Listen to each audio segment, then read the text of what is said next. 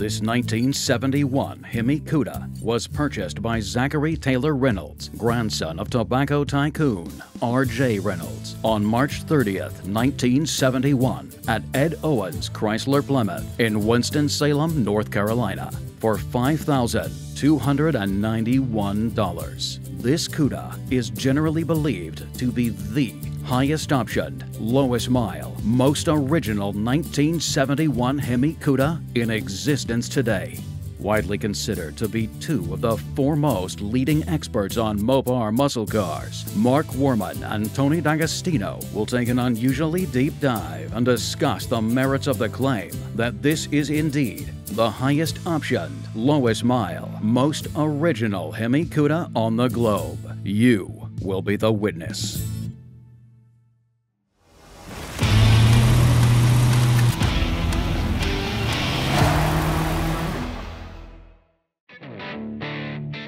So Tony came in town this week, and we decided one of the first things we wanted to do was get up to the Brothers Collection, our friends up in Salem that have all the amazing cars. And since he knows of a couple of cars that are up there, we were going to look at them and walk around and check out some of the others. So I'm really looking forward to today. I think it's going to be a blast. I always do learn things when Tony's out. He learns some things from me as well. Now, while we're gone, I've chosen to leave Will in charge. We have to have a foreman on duty, so Will is in charge of the shop while we're up in Salem.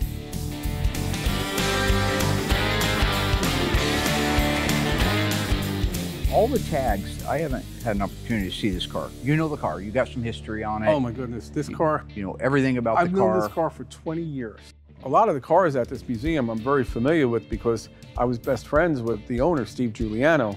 Unfortunately, he passed away a few years ago, but we've been friends, I don't want to say forever, but back into the 90s at least, early 90s.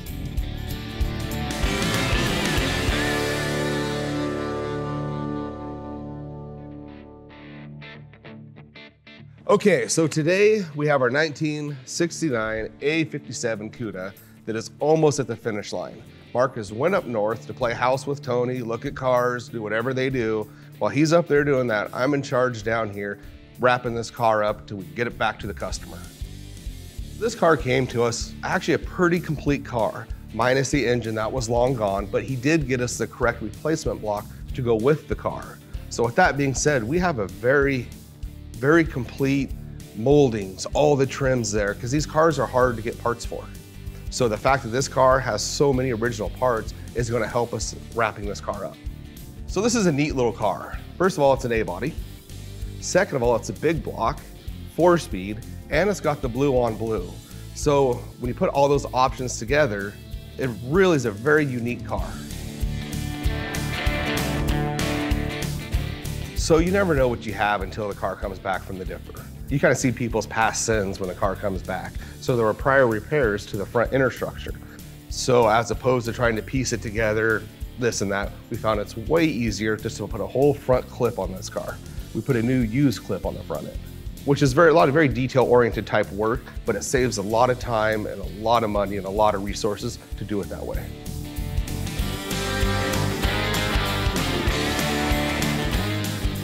So clipping a car is basically just replacing a large section of the car, whether it be we put a whole new front end on it or we put a whole new back end on it. When you have a lot of repairs that need to be done on the front end, it's not worth doing a patch here, a patch here, a patch here.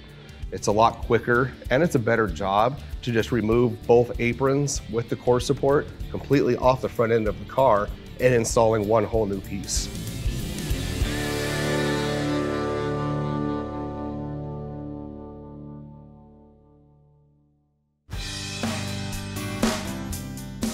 Okay, so you know the car so much better than I do.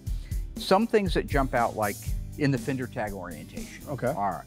The pictures I see online, I have not seen an original Survivor 70 or 71 Hemi Cuda, so I just go from pictures. Right. There's not too many. And not too many, not too many. Honestly, you could do that on even a Barracuda or any 71 Hamtramck car. Okay. The same, you know, this doesn't have to be Hemi Cuda specific.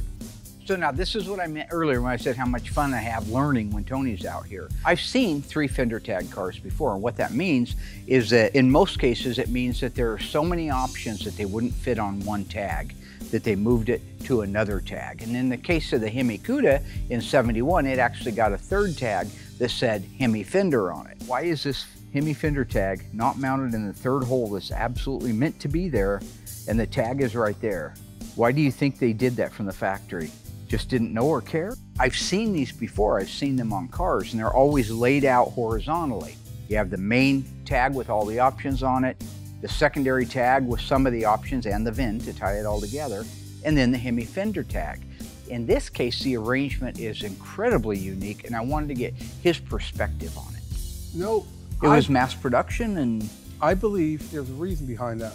Because you see the forward and the rearward screws are both natural, okay? Yeah. Because they're not painted. that's right. Because the way how they painted the tags at Hamtramck, they put a screw in between the two tags. On a double fender tag car. Right. On a single, it was left upper. Right. Uh-huh. Then they lifted up the tags, that's why there's always a bend in them, painted underneath, and then further on down the line, they put the natural screws in. That's right. Well, he would have had to put another screw in and bent up that other tag. I know, it would be weird, but that's the question, right? So that's what they did. Human hands, because like I said, there is the hole for the third screw. I agree with everything Tony is saying about this. I guess the only thing I have a problem with is why wouldn't they follow suit after the tags were painted, putting the screws in the correct orientation? Why wouldn't you just lay them out? There's an extra hole there for the tag to go to the right-hand side. And I think, you know, him and I have discussed over the years, these are still human beings doing this work, not robots. And so perhaps it's just somebody on the line decided, I'm gonna put it right there because it's quick and it's easy. Who knows?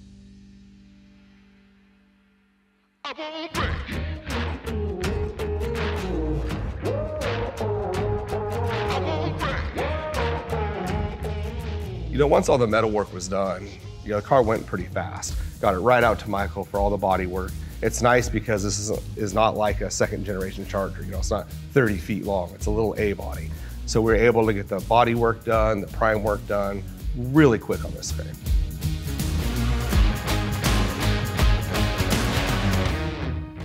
So this was one of the cars that we did a pre-paint on like we used to do, that we no longer do, thank God. So yeah, once the pre-paint was all done, let it sit for a little bit, got it inside, got it prepped, did the final paint on it, and it just came out amazing.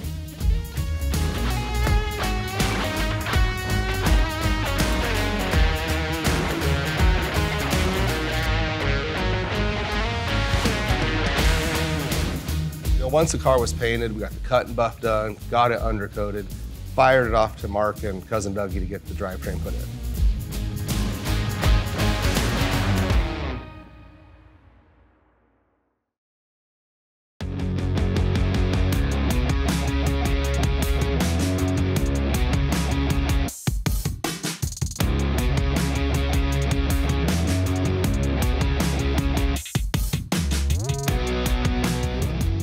So this little 69 CUDA is probably one of my favorites at the graveyard.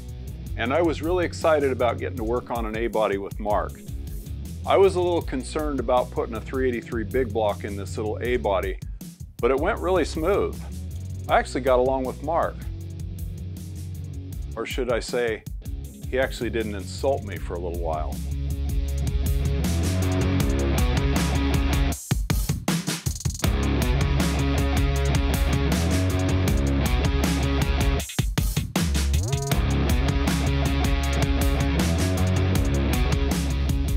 So like I said, the 383 install in this 69 A-body went really smooth. And after it was in, it looked amazing. When that was done, we put on the wheels and tires and kicked it off to assembly.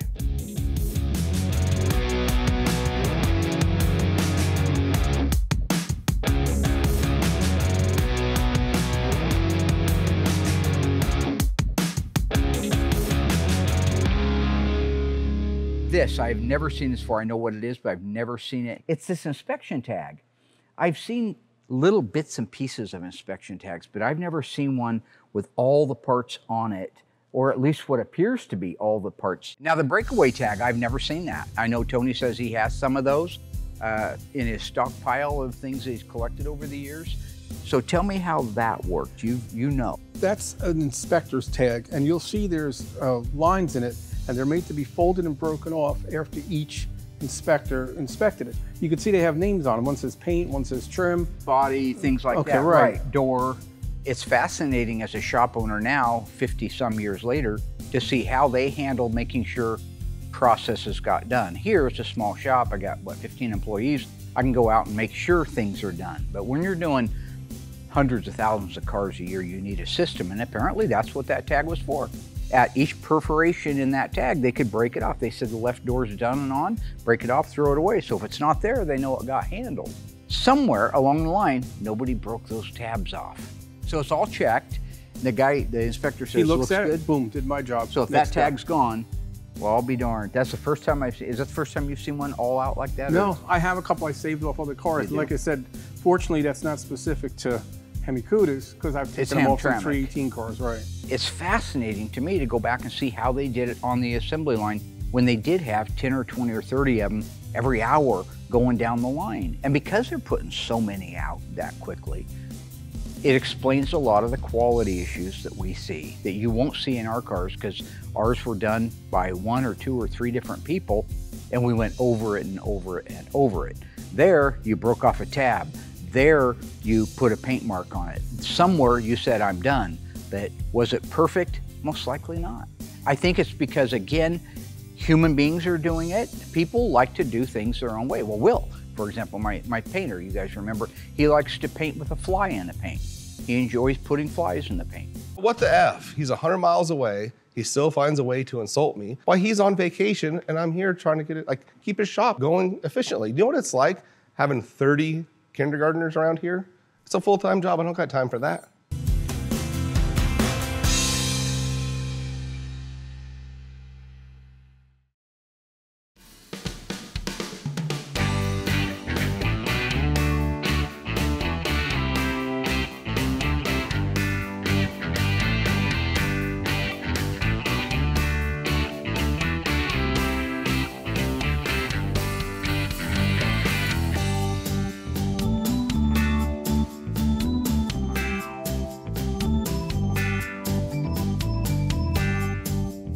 So I helped install the graphics on the 69 Barracuda. It was a really fun new process for me to be a part of, and it was really exciting to learn some of the new tricks of the trade to help me be able to do this in the future. It's really fascinating to see how many graphics go on this, but also how many are painted and how many are decals. I don't understand why they do that, but once everything's all said and done, this thing frickin' pops.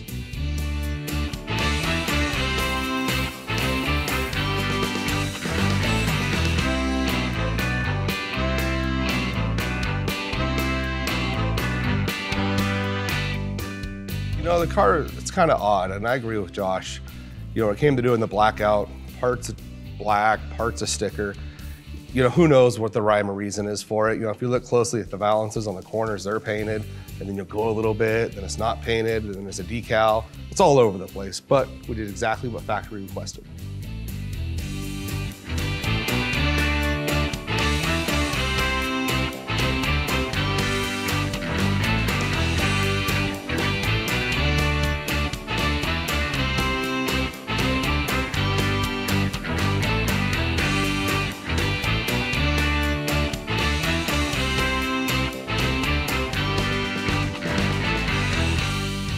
Few other things here. Battery cable, I've seen this all over the place. Oh, the battery cable's a negative cable that's painted on the engine is only part way up. No. This thing was all the way up, and there's orange paint on the head itself. That's the way almost all of them have been. I've hardly ever seen them that didn't have That paint has some on the beautiful lead. line drawn right through Never. it. No, you'd blast it. Right. And it probably had a lot more on it before 50 Oh, years of the getting lead. jump-started. And Well, it doesn't adhere to the lead too well. right. How about the finish on that? Everybody in the world's got their own Organosol black. Now, this is maybe been washed, maybe not. What do you know about the history of the car from a preservation standpoint? One of the reasons why this Survivor is better than just about all the other Survivors is because of the environment that the car was always kept in. Yes, it was driven 2,000 miles, but this car was 100% garage kept. There's no patina. There's no wear. That was the thing that was so misleading to Steve and I when we were looking at the car. Like, how could a Survivor be this good? And it was washed, so it may not show as crisp of an Organosol finish. Even Will stuff that looks right but doesn't have the feel. It looks but I doesn't know. have the feel. The appearance of the shaker, and anywhere there's this Organosol black, it's tough because we don't have Organosol black. We don't have lacquer anymore. We're using a urethane and trying to make it look like that. So what we can duplicate is the finish as far as, yes, that's the right amount of sheen, it's consistent, it looks great. What we've had a hard time doing is getting the texture. That's what Tony's talking about. When you rub your hand across it, how much texture do you feel? Now on this car, a lot of the texture is still there, which is amazing. So when I get back, I want to go over some of the formulas PPG offers and see if we can't cocktail something that has the right look but also has the right feel.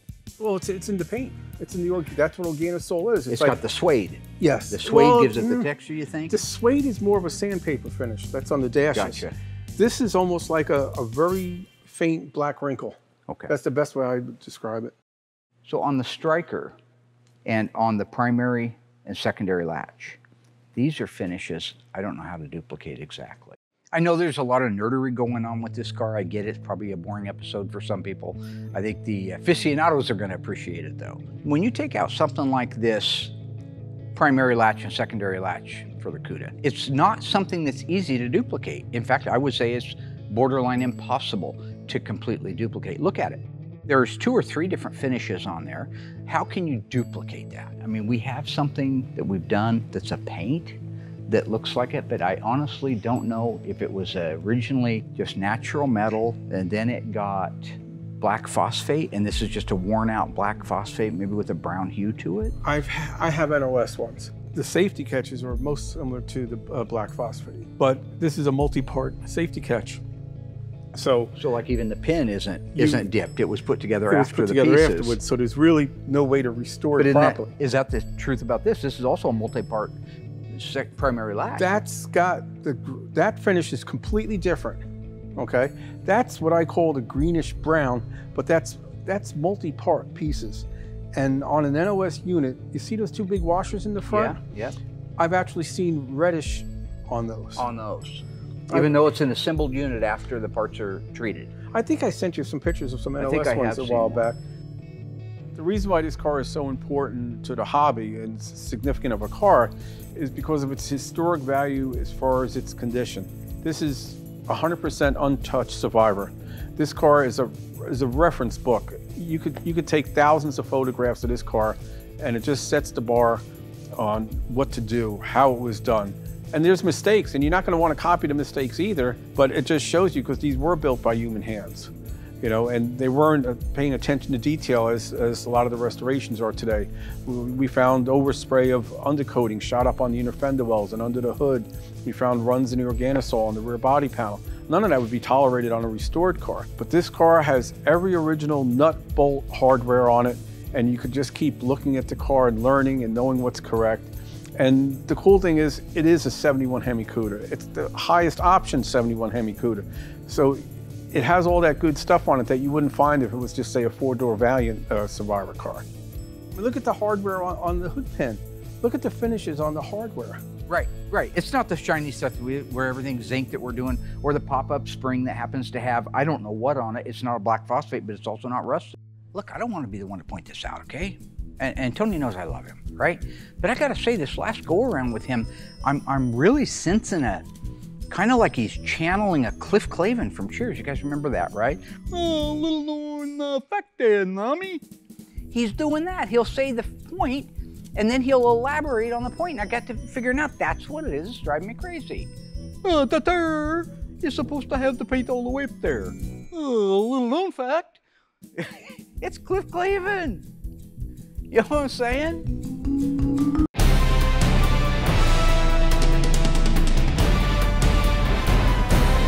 Okay, I see how Mark is. Just because I'm not there to defend myself, he comes at me with this Cliff Clavin stuff. The only reason I elaborate on things like the phosphate finish is I'm trying to help him.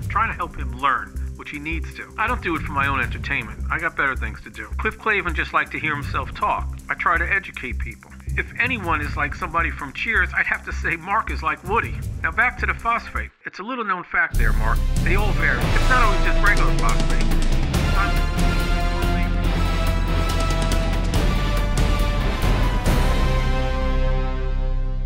Factory lanyard? Oh, absolutely. See, all the original ones stopped short just a hair. And some people say, oh, that's shrinkage. I really doubt that because it all... George Costanza, that kind of shrinkage? Oh, yeah. That sheathing over the cable, over the lanyard, isn't shrunken. It is just stopped short of the actual piercing on the end. They did that intentionally for whatever reason. Maybe it was just the way they were manufactured, but there's a little space there. Where today when you buy a lanyard, a reproduction lanyard, its sheathing goes all the way up to the actual coupler piece itself. All right, so basically just remember, if you're looking for an NOS one, it's stopped short, right? Like George's dad, remember? His whole stopping short, he hits the brakes in the car and stops short, so that's how he got some, right? Remember when he got mad at Kramer?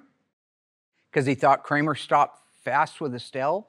He said they got in a big fight because that was his move. No, that's not shrinkage. It's not, it's the way they did. They stopped it because they had to crimp it. I've had NOS ones, and they look exactly the same. See, and here's the hood pin. See itself? It's a little straight there. It's not completely rounded. Yeah. In fact, this crimper, look at the crimp. It actually goes up into a shoulder. So it was a very special tool.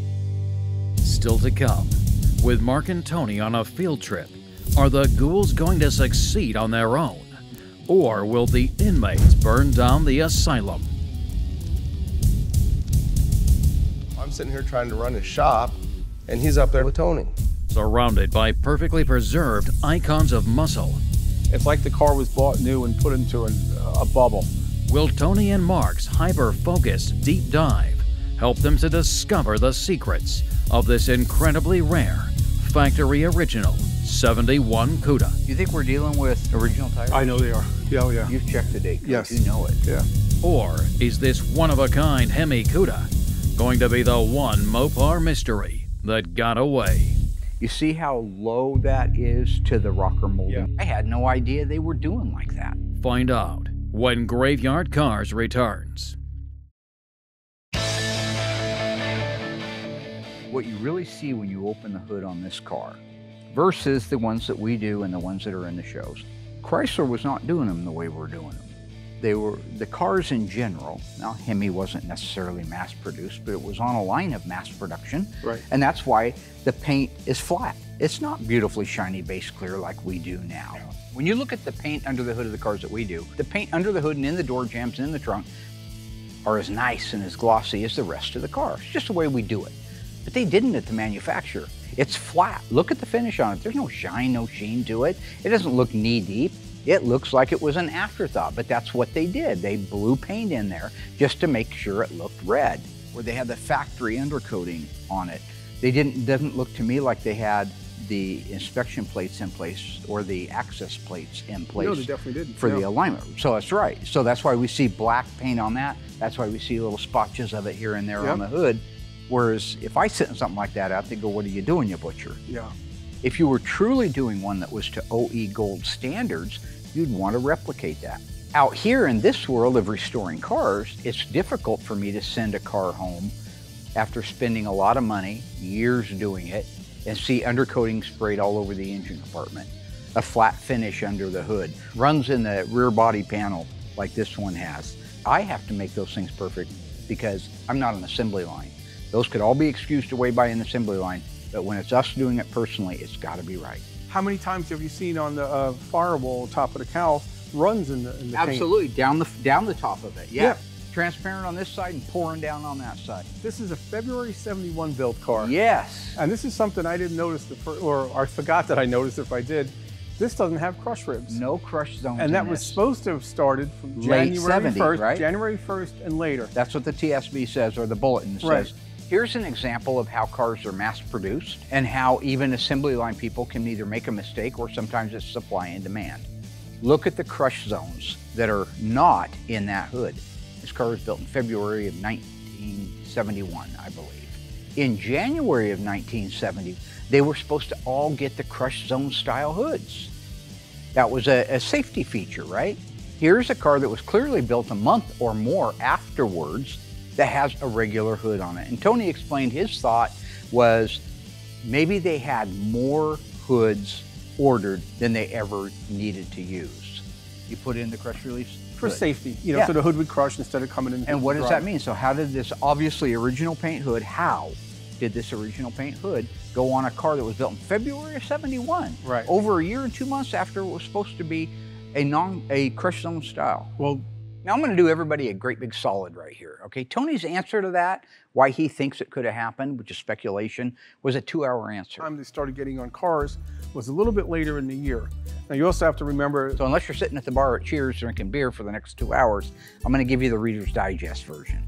and this is only a guess, I can't say I know it for sure. He's saying that since the shaker option was a fairly rare option, it is very possible that they had a lot of the 70s style non-crushed zone hoods left over from the run and they just put them on. Maybe they didn't pay attention to the federal mandate. I think basically that's what he's trying to say.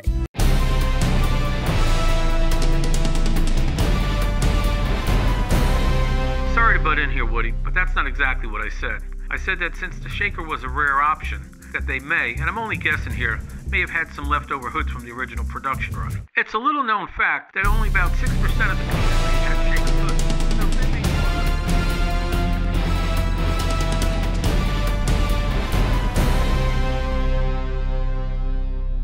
All right, I want to talk to you about the wheels, the valve core extensions, some of the exterior trim. Another cool thing about this car is the options on it. I mean, this car had 2 window stickers. It's just, it goes from front to back with louvers, spoilers, mirrors, radio, cassette deck. Funny thing I want to tell you about the front spoilers. The front spoilers were not. Listen up now.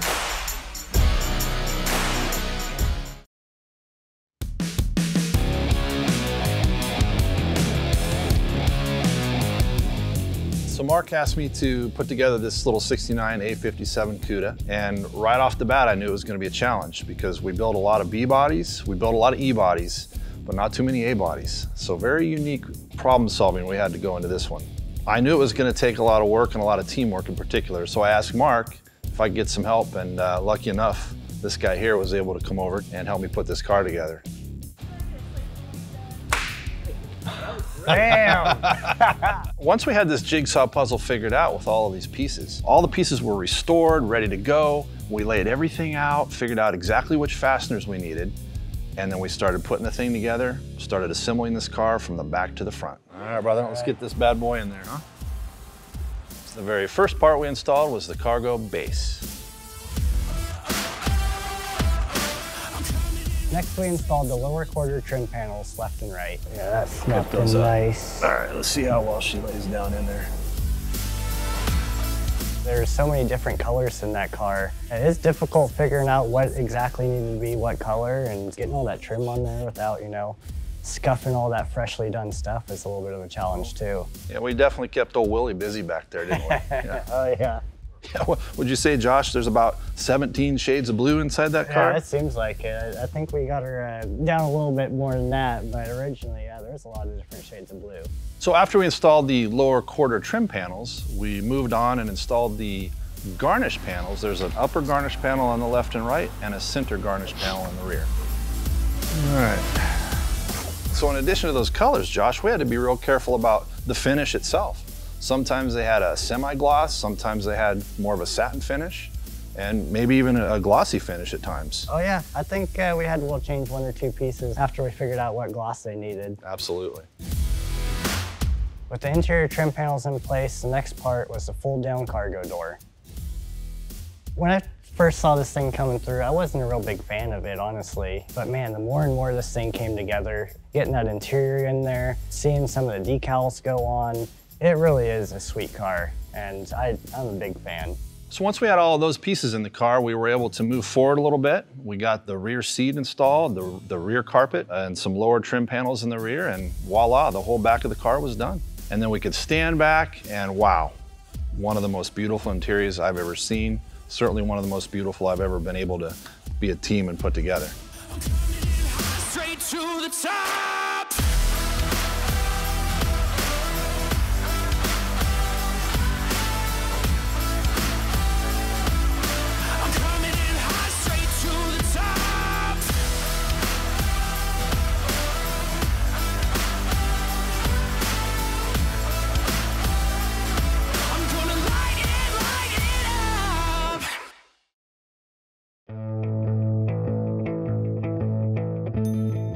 can tell, pretty much original paint. Maybe a little brush touch here and there. Yeah, very minor. But you know one thing that's funny, and somewhere I had pictures of this. It's original paint. There might be a couple little touch-ups on it. But one funny fact was that the original owner, Zachary Reynolds, he had Zach lettered with paint on the driver's door. He had Oh, he did it. He personalized it like we did in the 70s. pinstriping around the billboard. Zach Reynolds typically had the cars pinstriped and lettered to personalize them. And he had done this to this car, like some cards, like an ace of spades or something like that, on the top of the trunk lid at the back. And he had pinstriping around the billboards on the quarter panels. And a couple little things. So where is it now? It was able, because it was paint, it was able to be chipped off. Just thumbnailed it off and then buff? Right, because if you look at it in the right lights, you might be able to see a shadow. The custom lettering thing and the pinstriping, our fans from my era will certainly remember it. There was somebody in every town that was great. We had Jimmy Carmichael. But they would go out and for 50 bucks, 100 bucks, they would pinstripe your car. And a lot of times they personalized your car. When we were growing up, you go up to the gut on Willamette Street cruising around, and there was something cool on every cool car. And that is a great representation of the era, and that's what happened in this car. The door edge guards, right? Factory, again, the most loaded Hemi Cuda in history. Yeah, 71 at least. I don't know if compared it to a 70, but I think 71's had more options available than 70s, so. Gotcha. Okay, the two-tone line, you see how low that is to the rocker molding itself. It's not split in the middle. You say two-tone, you mean the rocker panel blackout? I mean, the rocker panel blackout. So now we're looking at a car that's never been restored. We're looking at the blackout line, the rocker blackout line that was mandatory on your 71 Cudas. We always believed, based on engineering drawings that we've seen and based on other cars that had been restored, that they pretty much ran that line right in the middle of the rocker molding itself. Now, if you look at the one we did on our beautiful Phoenix Cuda that Will did, he took it upon himself to even go higher than that. Don't know why, that was his option. I guess he wanted to do that. This one you can see clearly, it's lower than that. It's nearly outside the footprint of the rocker molding itself. Yeah, the rocker panel blackout where it meets the red is actually not right in the middle of the molding. It's not at the top. It's really favoring more of the bottom of the molding. And that's factory. I can't argue with that. So I'll be showing that to Will because there's some error. Another 100-mile away shot by ice tray or ice pick or, you know. So I'm sitting here trying to run his shop and he's up there probably having his third lunch for the day with Tony. But that's how this car was built. Sure. You know, in fairness, you could maybe go grab another original paint car that's higher than that or lower than that. Right. I think you could look at 20 of them and you'd see that line all over the place because remember, it was a human being doing it, not a robot. I believe that the original idea was to split the line where the rocker molding went. Valve stem caps, though. Gotta hear about that. The valve stem cap extension or valve stem extensions, yeah. The valve stem extensions were installed on, from Chrysler products at least that I know, on every car that had trim rings or full wheel covers. But they weren't installed on the assembly line. Neither the trim rings or the extension. They were in the trunk for the dealer prep guy. I know about the hubcaps and installing these pieces because I did it for a living. I did it at Central Lincoln Mercury. I was the PDI guy, pre-delivery inspection. I mean, a Lincoln or a Mercury came in off the truck, pull it in, it's covered in plastic. They didn't have the hubcaps on them when they came off the truck. They didn't have the valve stem extensions on. So that was just part of many things that you had to do in PDI. Sometimes you had to unwrap all of the seats that were covered in plastic. You had to take a protective film off of the front leading edge of the hood because they come out on railroad boxcars. Things that the PDI guy had to do, this is a great example of it. It's also a perfect example of the minutia when you start talking about how right is right. How right is right. Is that an assembly line valve stem extension that was put on the assembly line or meant to go on the assembly line? Or is it one that somebody bought over the counter? That's the difference between winning perhaps an OE Gold and not even placing at one of the national events. Now, the original OEM assembly line caps have a white cap on them. It's flat on the end with a little hole in the middle of it. And that's only on the assembly lines. Well, that's this one. Not many service ones got that because I have service ones from back in the day and they have a steel ball. And then the later ones had a white cap again, but it was domed. So this was something that they changed. Do you think we're dealing with original tires? I know they are. Yeah, oh yeah. You've checked the date code. Yes. You know it. Yeah. You know, and one thing funny while we're looking there, if you look at the quarter panel, the way it's attached to the trunk floor extension, it's not lined up the best. You guys do a better job on that. Yeah, I see that too. Normally, what you gotta take into consideration is they mass-produce the cars. That's why the quarter extension doesn't exactly meet the quarter panel. You know what I'm saying? It's just Cliff Clavin. Oh, a little factor about the quarter panels, mommy. All kidding aside, a really cool thing is this car has original tires on it. That's right, original tires. Take that in for a minute. How many of you have flat tires when they're a week old? How many of them wear out, puncture, hit a curb? These are the original tires that started life with. These are date-coded tires. That's how original this car is. That's why you have to take this whole thing in as a carbon copy of the original footprint of how they were supposed to be built. The original DNA on this car cannot be overstated. This car, starting at the front bumper and working your way to the rear bumper, is as close to original and new as you could get if you didn't take a car and just lock it in a vault somewhere the day it was made. We documented it from the very front to the very back. When we got into the trunk, I went to school. That thing is filled with original DNA markers that I had no idea they were doing like that.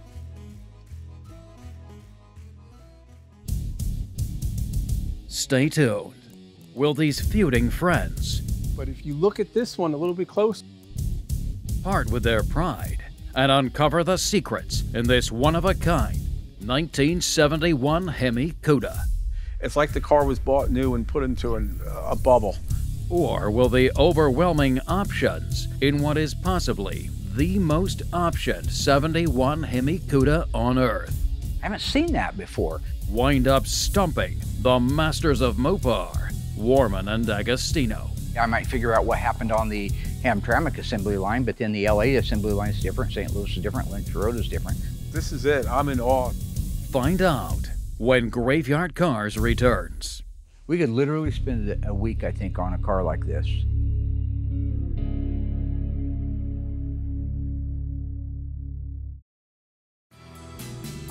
I would never imagine that the bolts that hold the latch in the trunk were actually screwed into the vertical lock support when it was painted. Taken out, the latch put on, because this is opposite of what you see at the front. So one of the areas that I've really got to find out what was happening on the assembly line. Keep in mind, I might figure out what happened on the Hamtramck assembly line, but then the LA assembly line is different, St. Louis is different, Lynch Road is different. But at least in this particular case, it was clear that the bolts that hold the latch for the trunk were in place when the vertical support got painted. I haven't seen that before. Usually when you're adding a part to something, like you're adding a latch after it's been painted, then the bolts would be raw, go up to the front striker. The bolts are raw that hold the striker to the core support, but the core support's been painted, the latch tray has been painted. So why different on this one? They wanted the same color, so they put it on before fitment, and then after they went to close it, they realized it had to be adjusted, so you see And that's why you see you these. see the scar of it, yeah. So we could do the same. We could actually, if we were going to mimic it, Right. we could put it in place where it goes and then slide it over for paint. And then when it goes back on, move it back where we already knew it went, but it would have this intentional mark.